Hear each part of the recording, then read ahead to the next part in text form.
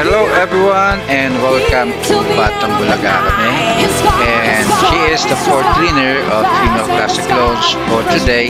And she is Princess Regado Amboni Tyler ng Las Piñas.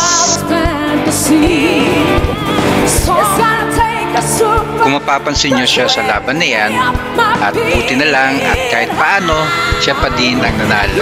Kahit may parte na humihinto-hinto siya sa kanta, siya pa din ang nanalo.